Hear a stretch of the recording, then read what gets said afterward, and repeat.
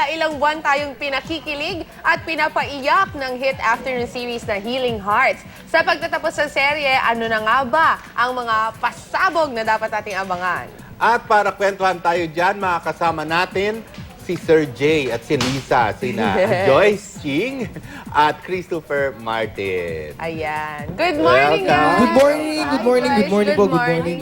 Okay, This is for you. so, Ay, Ayan. sorry. ayun. Gusto ko pa ng bulaklak.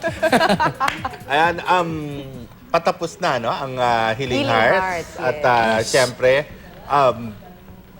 sa last week, maraming mangyayari, maraming Correct. revelation. Anong mga natutunan ninyo habang ginagawa ang Healing Hearts? Nagtuturoan pa sila kasi ladies nasasagot. first. Kahit sino. Oh. Ladies first daw. Ako siguro natutunan ko maghanap ng other options. Kasi parang kapag artista ka tapos palagi kang nagtitaping, nasasanay ka na ito lang ulit yung gagawin ko, paulit-ulit na lang, na same character, same taping, same script. Pero nung sa Healing Hearts, parang dun medyo nag-mature kasi parang medyo nag-iisip ka na rin kung ano pa yung other options na pwede mong gawin sa scene. So, napaglaruan mo yung character mo Yes. doon.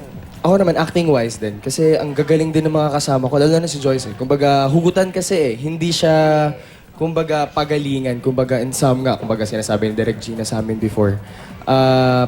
Hindi siya pataasan, kumbaga, tulungan. Kumbaga, yun yung mas na-enhance sa akin dito sa Healing Hearts. Hugot pa more. Hugot pa more. Ano pa mga dapat dating abangan ng pasabog ninyo sa Healing Hearts? Ayan, sa huling linggo ng Healing Hearts po, andyan na yung mga malalaking revelations, magkakaalaman na ang dapat magkaalaman, tsaka ang daming malalaking eksenang dapat nilang abangan.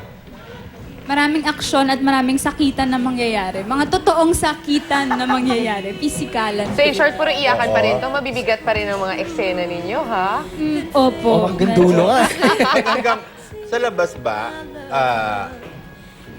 Christopher, Ayan na. merong may tumatawag sa'yo ng Sir Jay. Yun nga yung tawag sa akin lagi, Sir Jay. Kapag Pati si pag Yaya mo Dab, show, diba? Pati si Maine, si Hayadab, kinilig nga ako doon nung nalaman kong nanonood siya. Pinalo ako, tapos pinalo ko, di kinilig ako, tapos nagpapapansin ako, di na ako pinapansin.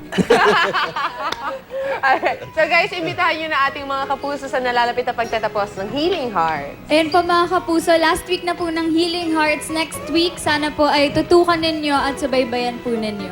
Thank you. Yan, syempre directed by Direk Roderick Lindayan. Ayun. Alright. Ayan Thank ang you. theme song. Ayan na. Oo. Maraming salamat, Sir Jay and Lisa, sa inyong pagbisita Thank you so sa much. amin dito sa Unang